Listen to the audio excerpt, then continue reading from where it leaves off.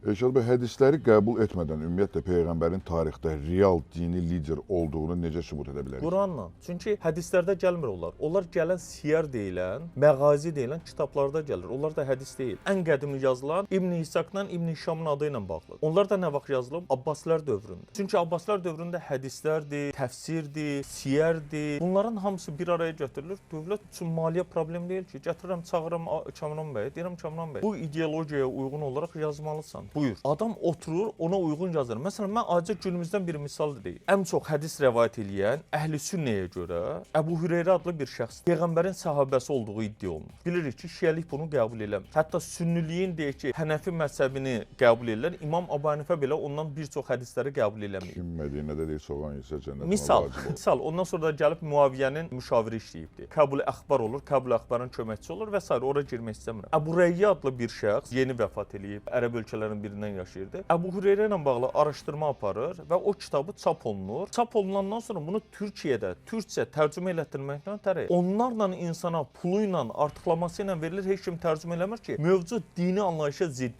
Axırda zorla bir nəfərə elətdirib belə çap edilir. Məsələn, mənim deyək ki, kitabımı qadağan eləyir. Niyə? Çünki mövcud ənənəvi din anlayışına zidd olduğuna görə. Halbuki baxsanız orada mövcud ənənəvi din anlayışına zidd nəyə dəymişəm? Peyğəmbər heç bir zaman demişəm 6 yaşındakı qızla nişanlanıb 9 yaşında da Ayşə ilə özü 53 yaşında olanda evlənə bilməz. Buna etiraz eləmişəm, onu qeyd eləmişəm. 7 mövzunu işləmişəm, amma bunu həmin orada işləyənlərin məhzəb düşüncəsinə zidd olduğuna görə qadağan elədilər. İndi nə deyək buna? Yaxşı ki, internet var, yaxşı ki, qonşu ölkələrdə çap oluna bilir.